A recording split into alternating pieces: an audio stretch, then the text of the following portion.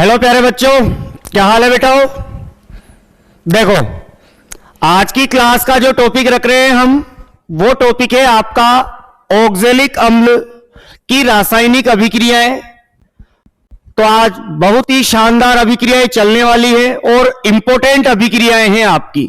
ठीक है, जैसे टॉपिक रखा बेटाओ हमने क्या, ऑक्जेलिक अम्ल। ऑक्जेलिक अम्ल।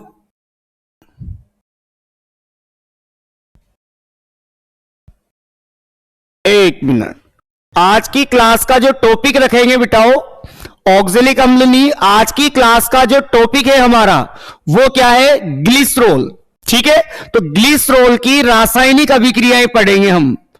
किसकी बेटाओ, ग्लिसरॉल की। ऑक्जेलिक अम्ल तो हमने प्रीवियस क्लासेज में स्टडी कर लिया है। ये ग्लिसरॉल की रासायनिक अभिक्रियाएं आपके काफी इंपॉर्टेंट अभिक्रियाएं हैं, रासायनिक अभिक्रियाएं।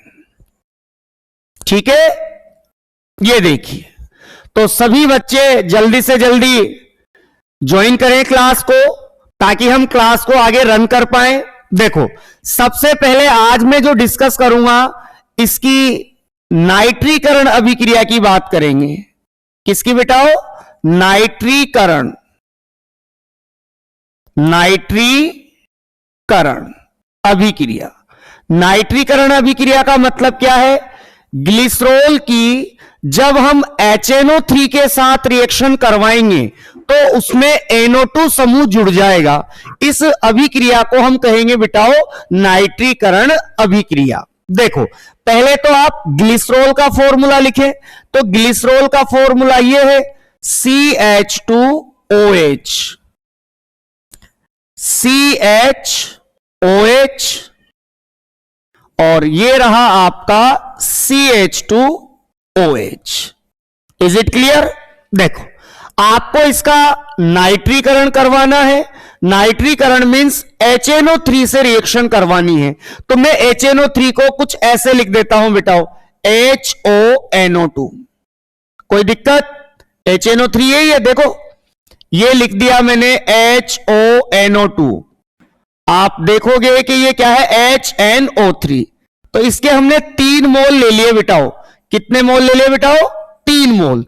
तो देखो, आपका जो उत्पाद बनने वाला है साफ साफ नजर आ रहा है आपको, H2O रिलीज हो जाएगा, H2O रिलीज हो जाएगा, और ये यहां से भी H2O रिलीज हो जाएगा।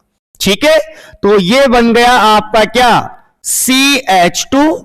CH2 के साथ क्या है बेटाओ, O, और इस O के साथ कौन जुड़ जाएगा, NO2। मींस ये NO3 हो गया। ये देखो, ये हो गया CHONO2, ये भी क्या हो गया बेटाओ, CH2ONO2।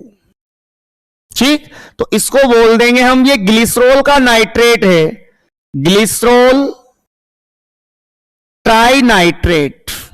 क्या है बेटाओ, ये ग्लिसरॉल ट्राइनाइट्रेट।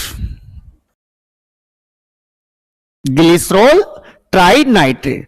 तो आपने देखा कि नाइट्रीकरण, देखो नाइट्रीकरण का मतलब सीधा सीधा होता है NO2 समूह का जुड़ना। तो नाइट्रीकरण अभिक्रिया में आपने क्या देखा, नाइट्रीकरण अभिक्रिया में जब हमने ग्लिसरॉल को अभिकृत करवाया HNO3 नाइट्रिक अम्ल के साथ, तो यहां से ये कितने H2O निकल गए बेटाओ, 3 H2O निकल गए, और आपका जो उत्पाद बन गया वो क्या बना है, glycerol trinitrate. Is it clear. चलो, अब हम इसकी अगली अभिक्रिया लेते हैं। अब हम इसका एसिटिलीकरण करवाएंगे। ये सभी अभिक्रियाएं इंपॉर्टेंट हैं, इसका एसिटिलीकरण करवाएंगे। एसिटिलीकरण, ठीक है। एसिटिलीकरण में क्या करेंगे, एसिटिल ग्रुप को जोड़ देंगे। एसिटिल ग्रुप को जोड़ने के लिए मैं इसकी अभिक्रिया एसिटिल हैलाइड से करवा सकता हूं। जैसे देखिए, मैंने ये आपका ग्लिसरॉल लिया CH2OH, ये लिया CHOH, ये स्ट्रक्चर बेटाओ ग्लिसरॉल की है। किसकी है बेटाओ? ग्लिसरॉल की। तो ये आपका ग्लिसरॉल है, ये लिख भी देते हैं एक बार, ये ग्लिसरॉल। अब इस ग्लिसरॉल को रिएक्ट करवाइए, इस ग्लिसरॉल को रिएक्ट करवाना है आपको। किससे करवाना है? एसिटिल क्लोराइड से, एसिटिल क्लोराइड से। अच्छा, इन इंग्लिश, यदि इंग्लिश में बात करें एसिटिलीकरण को एसिटाइलेशन बोल देंगे। क्या बोल देंगे बेटा? एसिटाइलेशन। देखो तो ये CH3 C double bond O, ये Cl, ये मैंने एसिटिल क्लोराइड ले लिया। किसका फॉर्मूला है बेटा? ये एसिटिल क्लोराइड का। अच्छा, इसके भी आपको 3 मोल लेने हैं। इसके भी कितने मोल लेने हैं बेटा? 3 मोल। तो देखो, 1 मोल तो ये हो गया, ये सेकंड मोल ये ले लिया, C डबल बॉन्ड O, ये CH3, ये एसिटिल क्लोराइड। थर्ड लीजिए, Cl C double bond O, CH3, ये मैंने इसका थर्ड मोल ले लिया। आपको साफ साफ नजर आ रहा होगा बेटाओ, साफ साफ दिख रहा होगा कि क्या होना है। यहां से HCl रिलीज।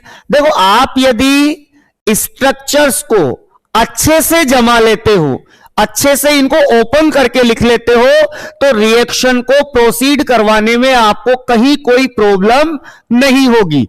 तो ये यहां से भी क्या निकल जाएगा बेटाओ? ये लीजिए HCl। तो देखो बेटाओ, क्या बन गया आपका? CH2O। यहां पर भी क्या है? CHO। यहां पर भी क्या है? CH2O। देखो, और इसके साथ क्या जुड़ जाएगा? C double bond O, CH3। तो इसके साथ जोड़ दीजिए आप C double bond O, CH3। इसके साथ भी क्या? C double bond O, CH3। और इसके साथ भी क्या? C double bond O, CH3। तो ये एसीटेट ग्रुप जुड़ चुका है बेटाओ। देखो, CH3 C डबल O, ये कौन सा ग्रुप है बेटाओ? एसीटेट। तो इसका क्या नेम हो जाएगा? Glycerol, glycerol try acetate, glycerol try acetate, glycerol try acetate.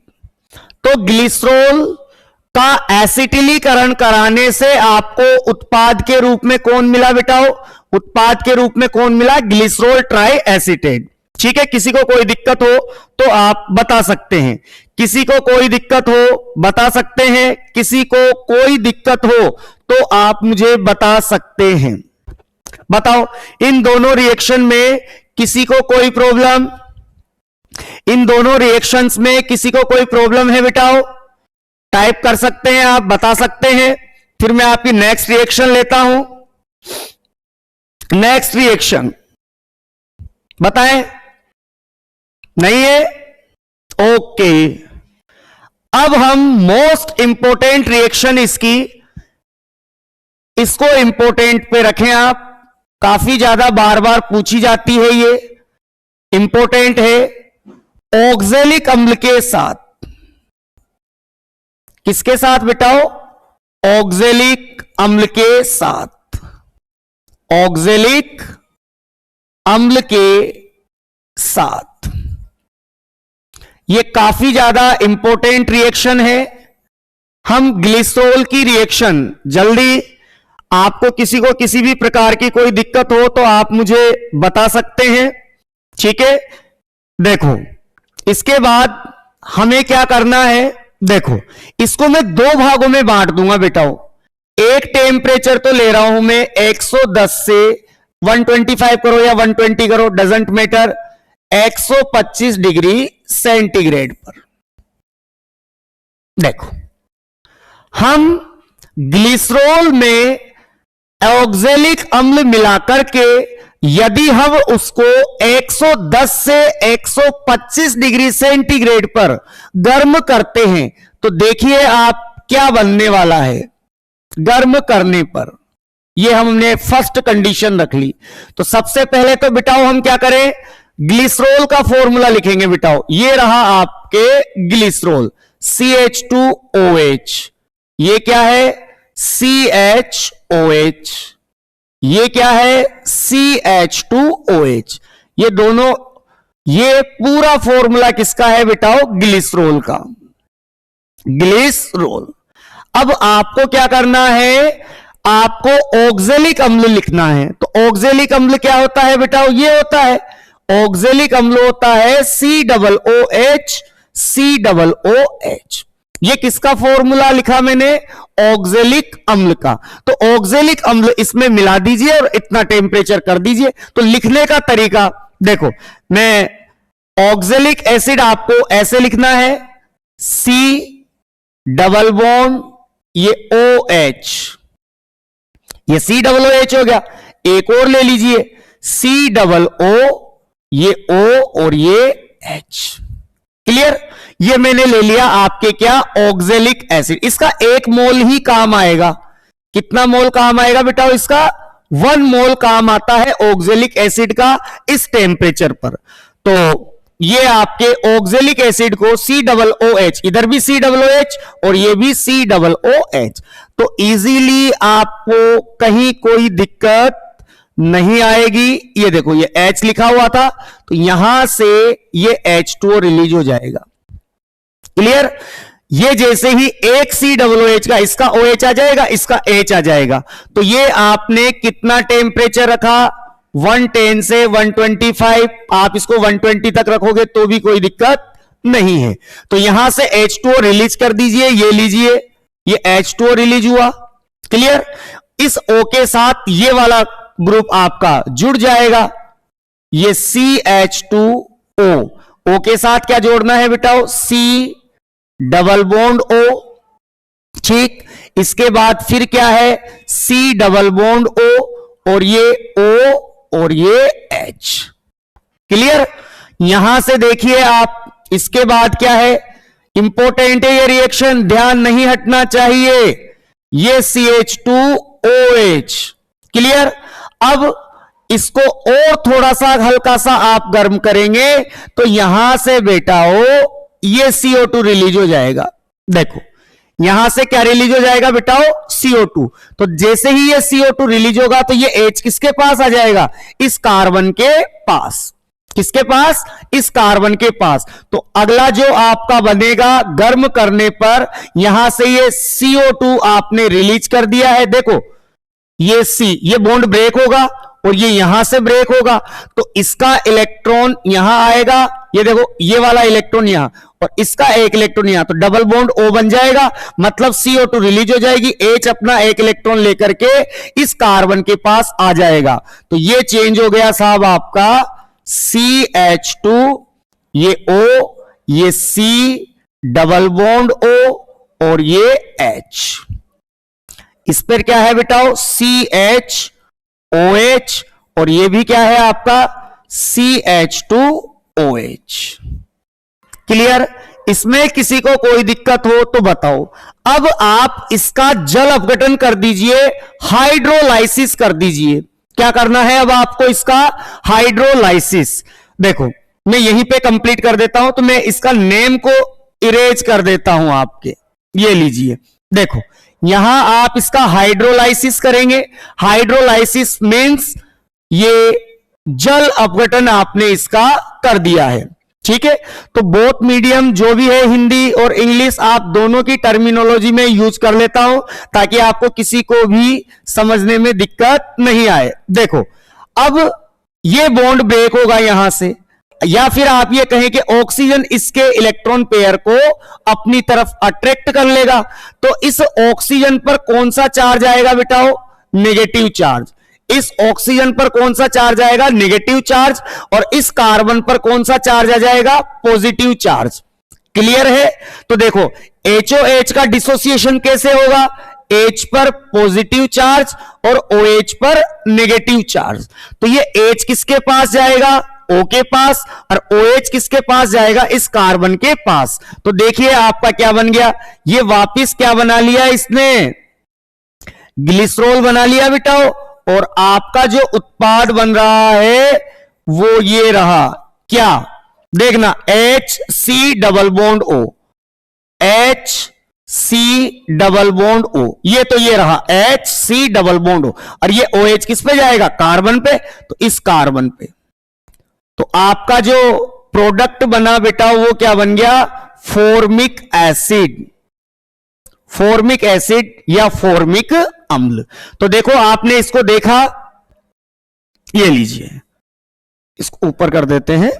देखो, तो जब आप ग्लिसरॉल को 110 से 125 डिग्री सेंटीग्रेड पर गर्म करते हैं तो वो ऑक्जेलिक अम्ल के साथ रिएक्ट करके एक इंटरमीडिएट, एक मध्यवर्ती अनस्टेबल अस्थाई यौगिक बनाता है जो CO2 रिलीज करके इस ग्रुप में चेंज हो जाता है। और जैसे ही आप इसका जल अपघटन मींस हाइड्रोलाइसिस करवाते हैं तो ये वापिस ग्लिसरॉल और फॉर्मिक अम्ल में चेंज हो जाता है। इसमें किसी को कोई दिक्कत हो तो अब बताएं आप, इसमें किसी को कोई दिक्कत हो तो बताएं, बोलो बेटाओ, इसमें किसी को कोई दिक्कत है क्या? बताओ, टाइप कर सकते हैं आप। इसमें किसी को कोई प्रॉब्लम हो तो बता सकते हैं, क्योंकि इसमें अभी हमने ए पॉइंट बनाया है 110 से 125 डिग्री सेंटीग्रेड पर। क्लियर? चलो, नहीं है, अच्छी बात है। अब हम इसको सेकंड पॉइंट बना लीजिए, इसका हाई टेम्परेचर पर मींस उच्च ताप पर, उच्च ताप मींस हाई टेम्परेचर पर। हाई टेम्परेचर पर किस तरीके से रिएक्शन प्रोसीड होगी ये देखिए आप। देखो, ये ग्लिसरॉल है CH2OH। ऑर्गेनिक केमिस्ट्री में यदि आपने अभिकारकों को स्ट्रक्चर ओपन करके जमाना सीख लिया तो ये मान के चलिए प्रोडक्ट तो आपको तभी समझ में आ जाता है। देखो, ये मैंने ग्लिसरॉल लिया CHOH, ये रहा CH2OH। क्लियर? अब मैं इसको रिएक्ट करवा रहा हूं ऑक्जेलिक एसिड के साथ। अब हाई टेम्परेचर पर ये क्या करता है कि ये जो ऑक्जेलिक एसिड होता है आपका, क्या ऑक्जेलिक एसिड, ये अपने दोनों OH ग्रुप को क्या कर देता है बेटा? रिलीज कर देता है। देखो कैसे, इसलिए मैं इस यहां पर ऑक्जेलिक एसिड की स्ट्रक्चर ऐसे बनाने वाला हूं, C double bond OH, C double bond OH। ये भी तो ऑक्जेलिक एसिड ही है, पर देखो मैंने इसकी डिजाइन चेंज कर दी है आपके। ठीक है, C double OH, C double OH, क्योंकि जब हाई टेम्परेचर होगा तो ये दोनों, इस अल्फा और इस बीटा दोनों कार्बन को क्या करेगा बेटा? ये प्रतिस्थापित करता है। तो यहां से ये H2O और यहां से भी क्या बेटा? ये H2O रिलीज। तो आपका इस समूह का इसमें एडिशन हो जाएगा, योग हो जाएगा। तो अब जो बना है उसको आप देख देख कर बिल्कुल लिख सकते हैं। ये ऑक्सीजन, और ऑक्सीजन के साथ कौन है बेटाओ? इस ऑक्सीजन के साथ आएगा कार्बन, इस कार्बन के साथ कौन है? डबल बॉन्ड O, और इस कार्बन के साथ है ये C, इसके पास है डबल बॉन्ड O। अच्छा, यहां से स्टार्ट कर लीजिए, इसके पास है CH, CH के साथ है ये O, और इस ऑक्सीजन से ये वाला कार्बन आपका अटैच हो गया। नीचे क्या है आपके पास? CH2, ये OH। क्लियर? इसमें किसी को कोई दिक्कत हो तो बता सकते हैं।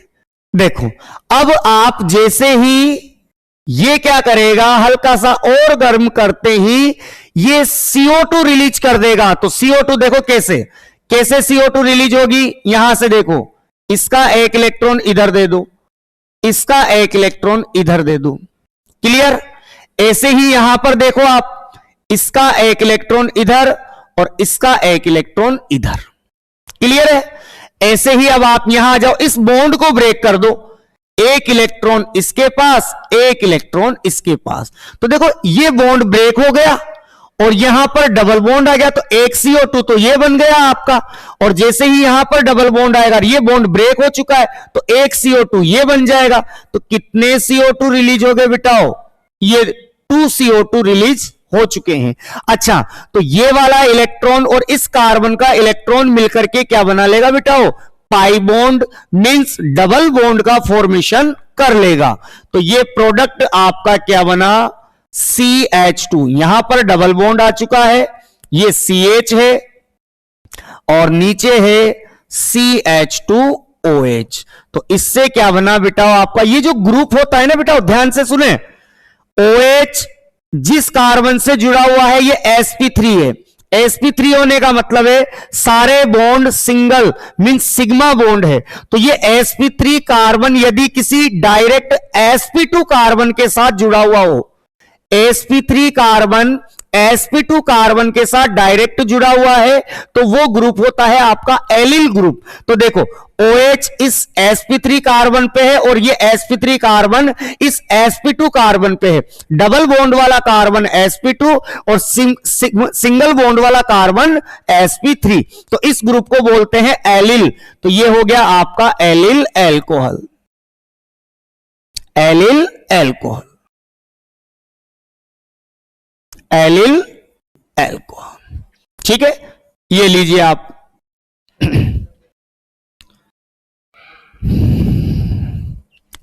आप इन इंग्लिश इसको प्रोनाउंसिएशन थोड़ा सा डिफरेंट है, एलाइल एल्कोहल, एलाइल एल्कोहल। ये लीजिए, ये दोनों मीडियम के स्टूडेंट के लिए क्लास काम आएगी आपके।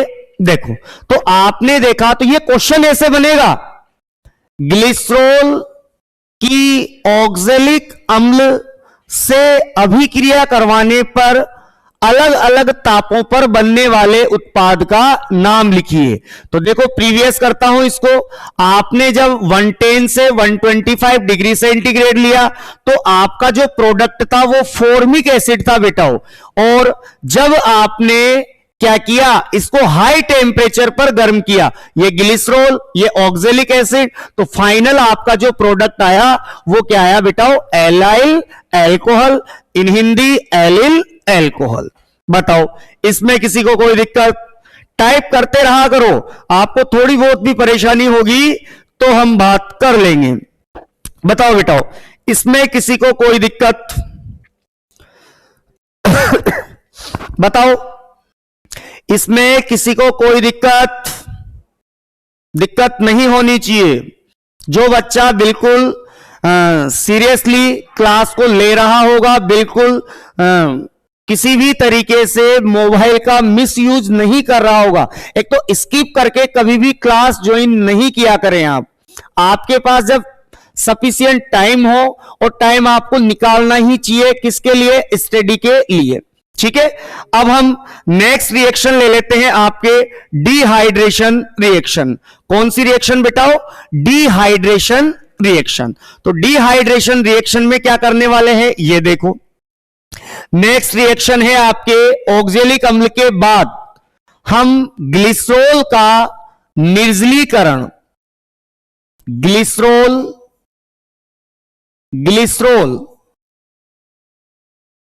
का निर्जलीकरण मींस डिहाइड्रेशन, निर्जलीकरण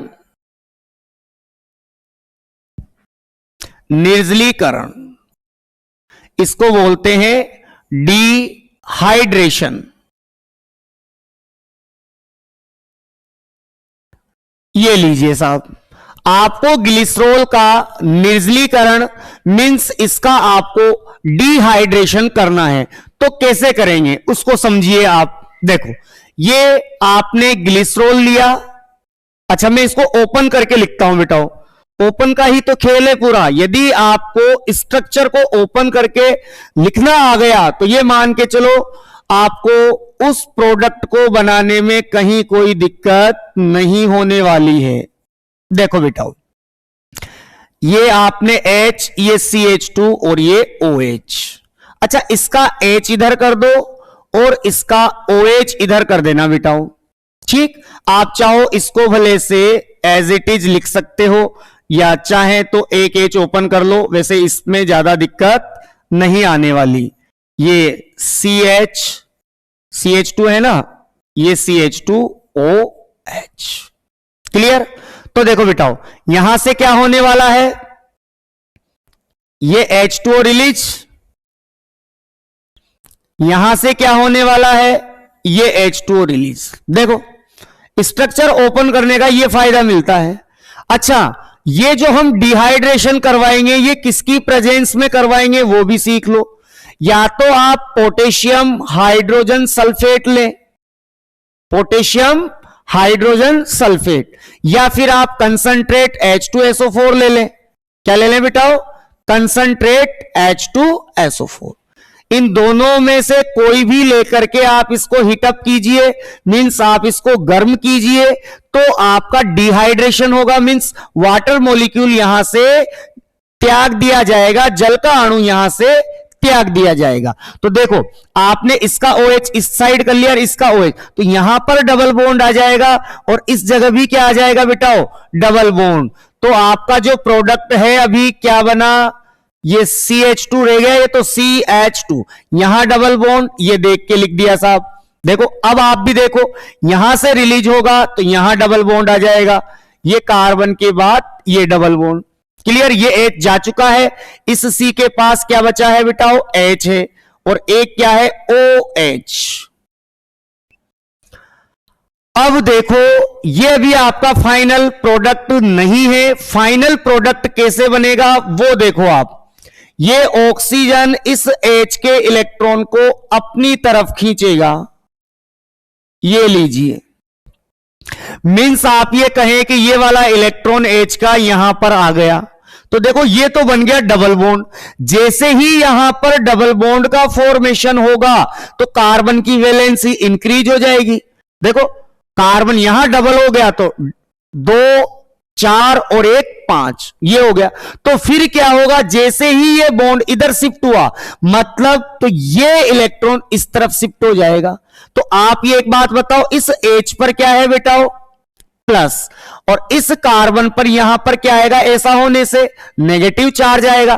तो यहां पर तो हो गया क्या, डबल बॉन्ड, और ये H प्लस किसके पास चला जाएगा बेटाओ, इस कार्बन के पास। तो देखो ऐसे रीअरेंजमेंट से क्या हुआ, ये CH2 डबल बॉन्ड है, बिल्कुल C के साथ कौन आ गया, H, और यहां पर क्या रह गया बेटाओ, सिंगल बॉन्ड। अच्छा, इसके साथ क्या हो गया, C डबल बॉन्ड O, और इस तरफ क्या है, H। क्लियर, इस प्रोडक्ट का नाम है बेटाओ एक्रोलिन। इसको क्या बोलते हैं, एक्रोलिन। इस प्रोडक्ट का नाम क्या है बेटाओ, एक्रोलिन। ये लिख दिया मैंने, एक्रोलिन। तो आपने पोटेशियम हाइड्रोजन सल्फेट, या आप इसको पोटेशियम बाइसल्फेट भी बोल सकते हैं, हाइड्रोजन सल्फेट को बाइसल्फेट ही बोला जाता है।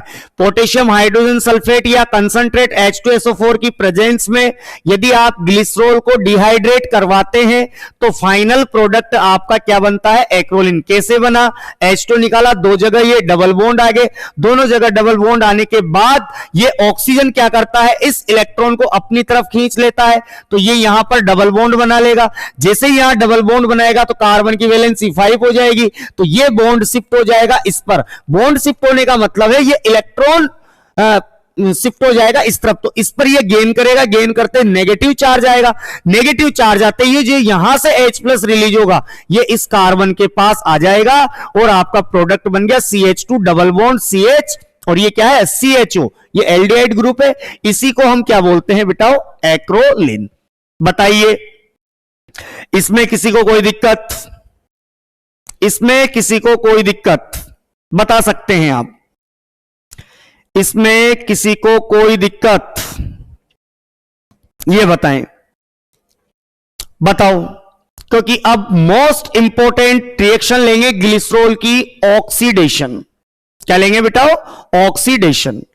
यहां तक किसी को कोई प्रॉब्लम है तो बता सकते हैं, नहीं है टाइप करते रहे।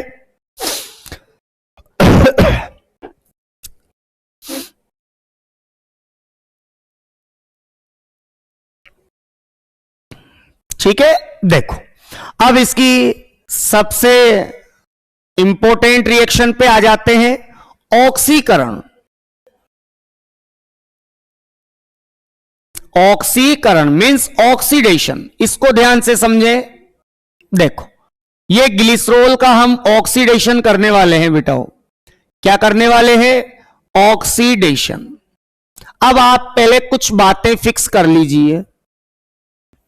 यदि आप ग्लिसरॉल का ऑक्सीडेशन तनु को बोलते हैं बेटाओ डाइल्यूट, यदि आप डाइल्यूट HNO3 लेते हैं,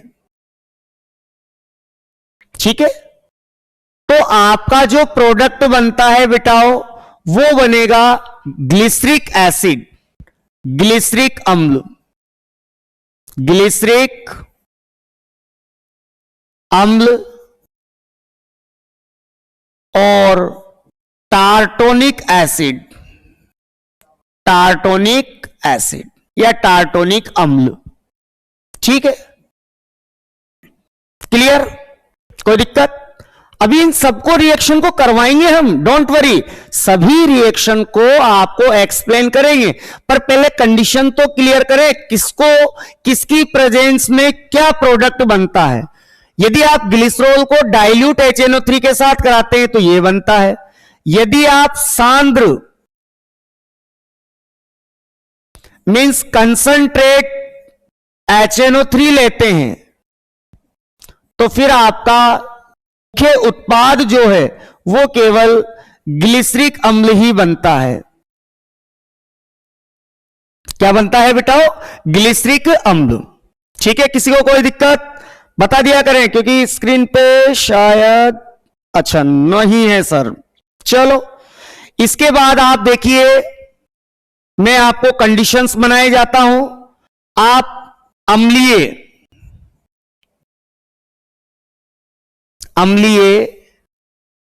KMnO4 के साथ इसे गर्म करके ऑक्सीडाइज करवाते हैं। किसके साथ बेटाओ? अम्लीय KMnO4 के साथ। तो आपका जो प्रोडक्ट बनता है वो बनता है ऑक्जेलिक एसिड। क्या बनता है बेटाओ? Oxalic acid. क्लियर? और ले लेते हैं, यदि आप बिस्मिथ नाइट्रेट, ये बिस्मिथ, ये नाइट्रेट NO3 का होल थ्राइस, इसकी प्रेजेंस में आप ऑक्सीडाइज करवाते हैं इसको, तो आपका जो प्रोडक्ट बनता है वो बनता है मीसो ऑक्जेलिक अम्ल, मीसो ऑक्जेलिक अम्ल। ठीक है, तो इस तरीके से अलग अलग कंडीशन पर ऑक्सीडाइज होकर के ग्लिसरॉल अलग अलग प्रोडक्ट बनाता है। अब वो प्रोडक्ट कैसे बनते हैं वो आप यहां से सीख सकते हैं। देखो, आपने ये ग्लिसरॉल लिया CH2OH, इस रिएक्शन को ध्यान से देखते हुए चलें। ये ग्लिसरॉल है, ये CH2OH, आप इसको ऑक्सीडाइज करवाए हैं। मैं सबसे पहले इस वाले कार्बन को ऑक्सीडाइज करवा रहा हूं, तो देखो यहां से क्या होगा बेटाओ? H और OH, ये तो बना लेगा क्या? H2O। और ये ऑक्सीजन कहां आ जाएगा बेटाओ? इसके पास। क्लियर? देखो H2, एक H यहां से ले लो, कि ओपन ही करूं, एक H जैसे इसका नीचे करो, इसका OH ले लो, तो यहां पर डबल बॉन्ड, तो ये H2 तो निकल गया बेटाओ। अब केवल क्या बचेगा? CH, 1H और OH मिलके H2, तो CH बचा, ये ऑक्सीजन जाकर के ऐड हो जाएगा, तो ये चेंज हो गया बेटाओ आपका किसमें? CHO ग्रुप में, CHOH, और ये है आपका CH2OH। क्लियर? देखो आप, अब आपको क्या करना है? इसका ऑक्सीकरण कर दिया आपने। यदि आप इसको और आगे ऑक्सीडाइज करते हो बेटाओ, देखो इसका नाम लिख देते हैं पहले। ये है बेटाओ आपका ग्लिसरेल्डिहाइड। क्या है ये? ग्लिसरेल्डिहाइड, ये ग्लिसरेल्डिहाइड। Is it clear? ये आगे और ऑक्सीडाइज हो जाएगा तो COOH में चेंज हो जाएगा, COOH, और ये क्या बन गया आपका? CH OH और ये CH2OH। क्लियर? तो इसको बोलते हैं बेटाओ, इस प्रोडक्ट को बोलते हैं ग्लिसरिक अम्ल। क्या बोलते हैं? ग्लिसरिक अम्ल। ध्यान से एक बार और एक्सप्लेन कर देंगे। देखो, अब आप क्या करें, इस वाले नीचे वाले ग्रुप को भी क्या कर दो, ऑक्सीडाइज कर दो। तो हमें फाइनली यहां से पता चल ही गया कि CH2OH को एक बार ऑक्सीकृत करते हैं तो H2 निकलता है, फिर दोबारा ऑक्सीकरण करने पर वो किसमें चेंज हो जाता है बेटाओ, COOH में। तो आपको कितने ऑक्सीजन लेने पड़ते हैं, CH2OH को COOH में चेंज करने के लिए आपको 2 ऑक्सीजन लेने होते हैं और आपका एक वाटर मॉलिक्यूल रिलीज हो जाता है। तो ये वाला भी किसमें चेंज हो जाएगा बेटाओ, ये COOH, ये CHOH और ये नीचे वाला भी किसमें चेंज हो गया, COOH में। ठीक है, ये जो बना आपका ये है बेटाओ टार्टोनिक एसिड। क्या है बेटाओ, ये टार्टोनिक अम्ल। इसमें किसी को कोई दिक्कत यहां तक नहीं होनी चाहिए। सिंपल सा CH2OH को ऑक्सीडाइज कैसे किया, H2O निकला, O गया तो CHO, ये एल्डिहाइड ग्रुप में चेंज हो गया, नेम है ग्लिसरेल्डिहाइड। O आएगा तो CHO, तो COOH कार्बोक्सिलिक ग्रुप में चेंज हो गया, इसका नाम बन गया ग्लिसरिक अम्ल। जब आपको यह समझ में आ ही गया कि CH2OH को 2 बार ऑक्सीडाइज करवाया जाए तो वो एक वाटर मॉलिक्यूल रिलीज करके ये वाला ग्रुप किसमें चेंज हो जाता है, COOH में। तो ऐसा ही हमने नीचे वाले के साथ भी कर दिया, तो ये ग्रुप आपका कौन सा बन गया बेटाओ, टार्टोनिक एसिड। क्लियर? इसमें किसी को कोई प्रॉब्लम? देखो, यहां से हम बात कर लें, यदि आप इस वाले का ऑक्सीडेशन नहीं कराते हैं और किसका कराते हैं बेटाओ, इसका, किसका करवाते हैं, इसका। क्लियर? तो आप इसका करवा के देख लीजिए, बीच वाले का। बीच वाले का यदि आपने ऑक्सीडेशन करवाया तो क्या होना है, H2O निकल जाएगा और ये ऑक्सीजन आ जाएगा यहां पर। तो देखो ऊपर क्या है, CH2OH, और ये क्या बन जाएगा बेटाओ, कीटोन में चेंज हो जाएगा। देखो कैसे, ध्यान से देखो, यदि आप इस बीच वाले कार्बन का ऑक्सीडेशन होता है तो क्या होना है, HOH, ये H2O, ये ऑक्सीजन यहां पर चला गया। वैसे रिलीज कैसे होगा, ये H निकलेगा, ये H निकलेगा, ऑक्सीजन H2O गया तो डबल बॉन्ड O, तो ये बन गया कीटोन। इसका नाम क्या हो गया बेटाओ, डाई हाइड्रोक्सी। देखो 2 OH है तो डाई हाइड्रोक्सी, डाईहाइड्रोक्सी, और ये कीटोन है मतलब 3 कार्बन का एसीटोन है, तो ये क्या हो गया आपका एसीटोन। ठीक है, अच्छा, बीच वाला हुआ तो ये बना।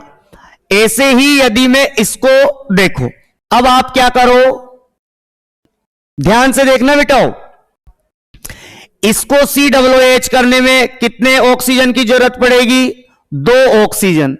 इसको भी कितने COOH में करने के लिए 2 ऑक्सीजन। तो मैं टोटल कितना ले रहा हूं, 4 ऑक्सीजन, और 2 O लेने पर 1 H2O, तो 4 लेने पर 2 H2O।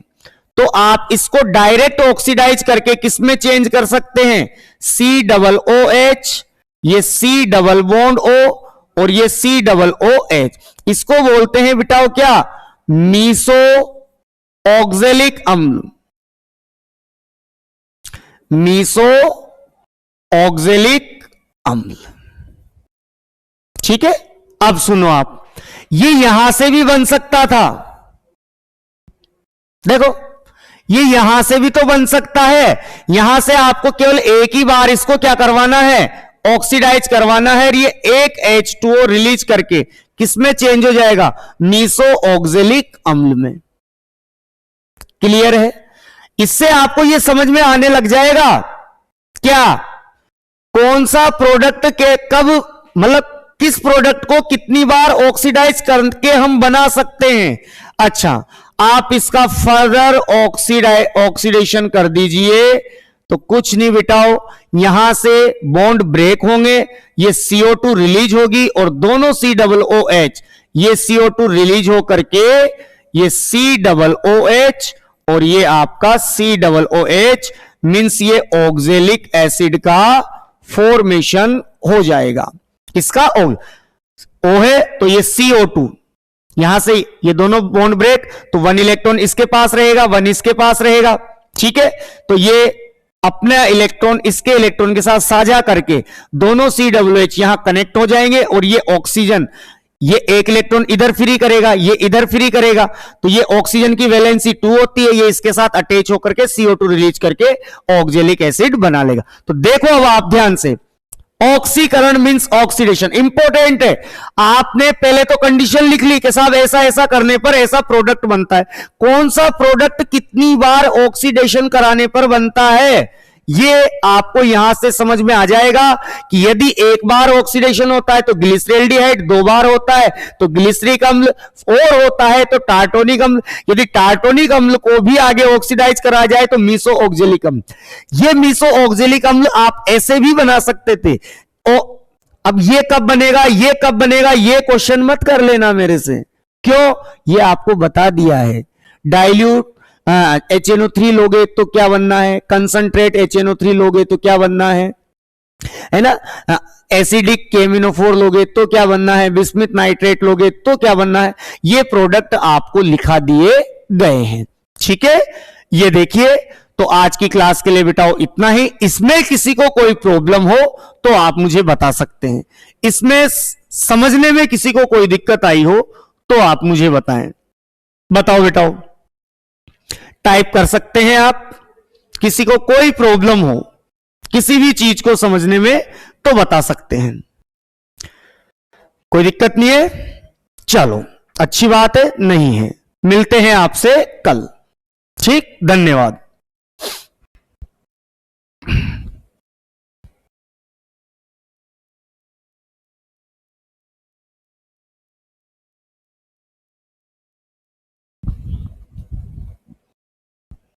कर दी मैंने, उससे वेव करनी हो तो